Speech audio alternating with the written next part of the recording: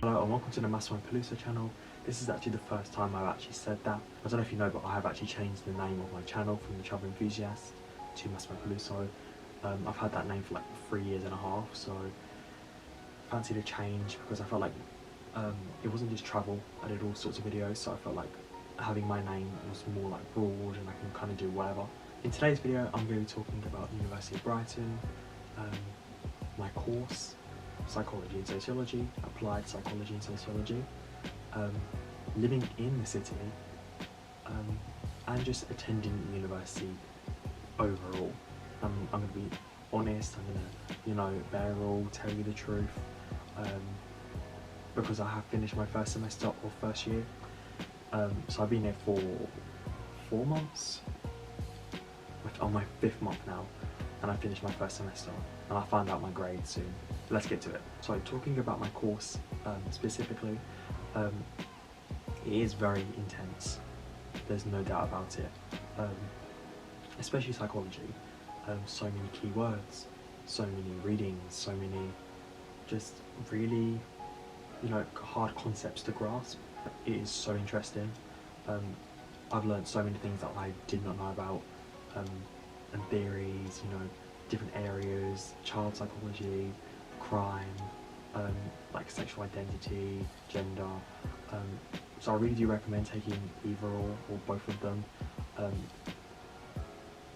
think with any subject there's going to be a lot of readings, it's going to be intense, but it's been quite nice because I did it at A-level, so it's quite a nice step up kind of thing, and it kind of does link into what you learn at A-level, so that's quite useful.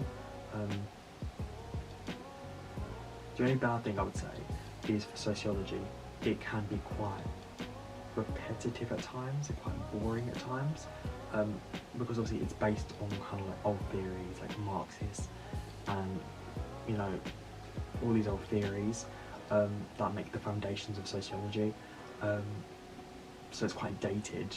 Obviously there are some new contemporary evidence studies and sociologists, obviously, but I'm just saying like most of what you learn and the basis and the core of what you learn is really quite old sociology, kind of old knowledge and old views, whereas psychology is very fresh and very new,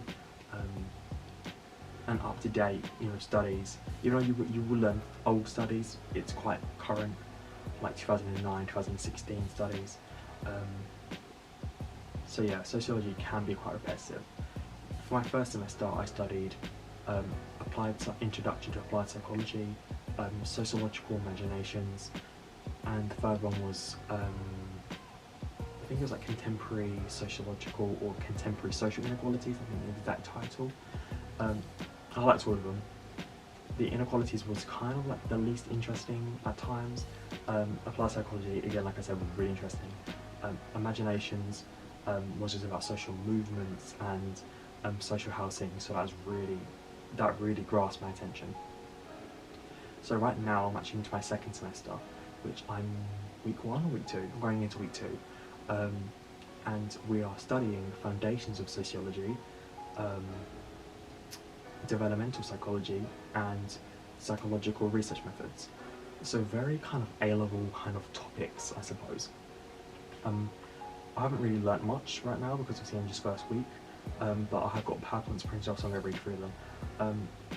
So I'm intrigued to see what they actually entail and what we learn about. But yeah, the first semester was really good. They really, like at Brighton, they really ease, I don't know if this is my course, but they really ease you into the subject. It's not like, here you go, do this. Really ease it in, like, this is what expected.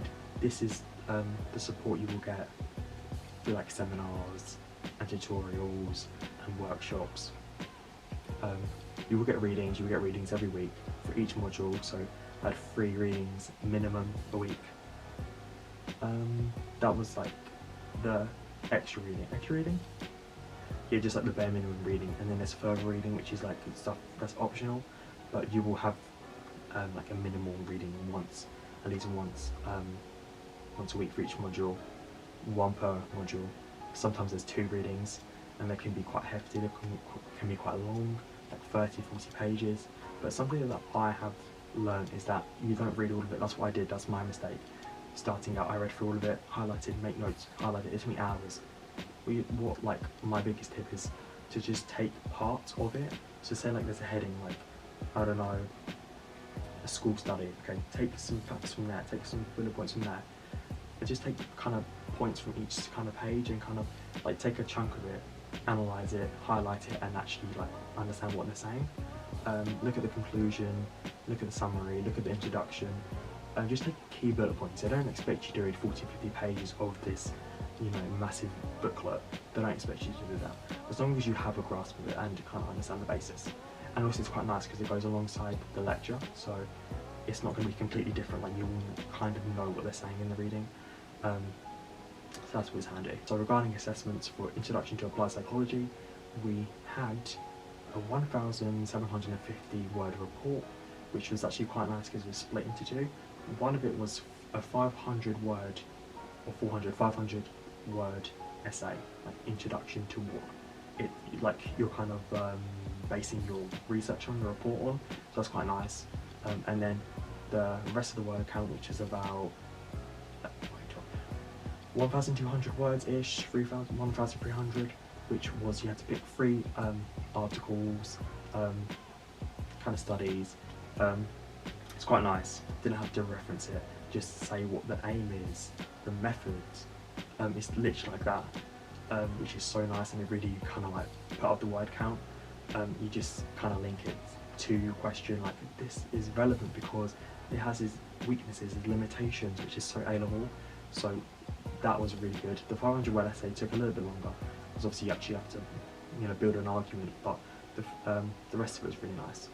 Okay, and for sociological imaginations was 3 essays, 750 each, and we had the choice, which is quite nice, the choice between 2 questions and two questions.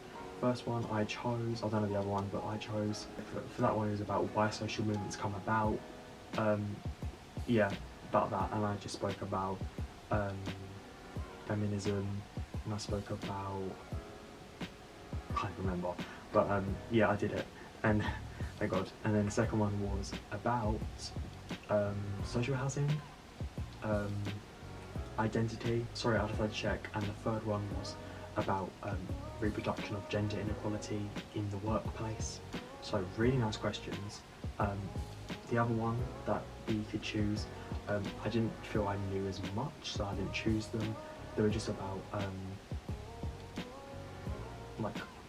modernity and post-modernity in university. It was quite kind of wordy kind of questions, so I kind of just kept it simple, you know, just to improve my chance of getting a better grade. So also alongside the applied psychology one, we had a multiple choice exam, which was 50 questions, which was quite nice in exam conditions, obviously.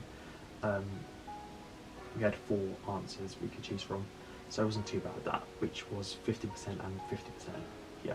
Sociological imagination was essays, and then inequalities was 35% multiple choice questions, which was 35 questions, and the other part, which was a poster and a poster presentation on an inequality, 2-minute presentation and a poster.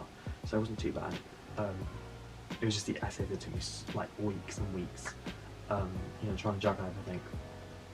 But I did it in the end. I get my results on like the 14th, 17th, 28th, stuff like that. So I'm getting 1-to-1 actually. Hopefully I do well.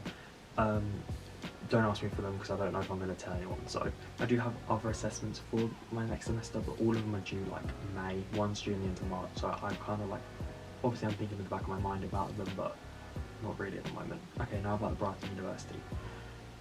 Okay, so I haven't actually had a bad experience at Brighton University. Like the lecturers, seminar leaders are really nice. The students are really nice.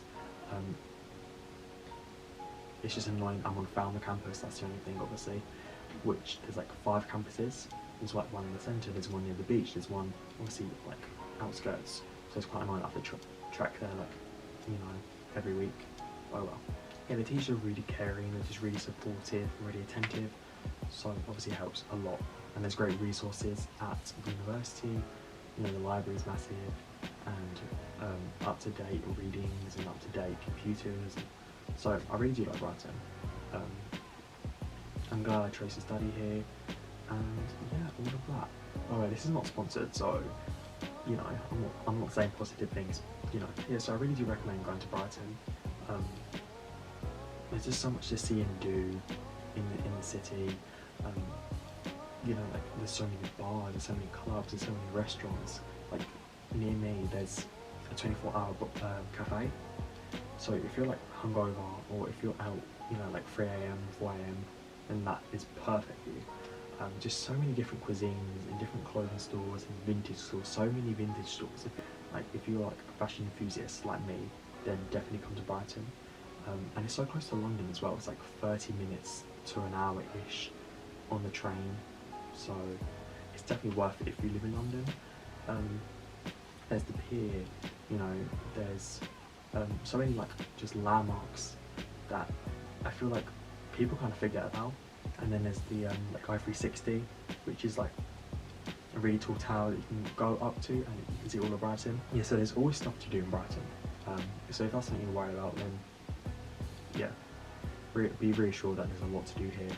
And if you're a very like outgoing kind of person and you like to keep busy and you like to just socialise, definitely come to Brighton. It's weird, like it's a big city, but it doesn't feel really big. It kind of feels like a town. So it's kind of nice. It's not like crazy like London. And great transport as well. The buses are so reliable. Well, from time to time. But there's so many different types of buses that go all over the place, and they're quite regular and really cheap as well. It's like free. What I pay for an all-day bus, excluding night buses, £3.45 for a whole day. So I go to and from lectures, £3.45 for, which is 30 minutes there, 30 minutes back. So which is not bad. Yeah, I highly recommend coming to Brighton. Starting my course. If you have any questions, feel free to ask me. You know, I enjoy answering them. If you like this video, please give it a thumbs up. If you're new to the channel, please subscribe and all the rest. But also Instagram, follow my Instagram please, Massimo G Peluso, and I'll see you in my next video. Thank you so much.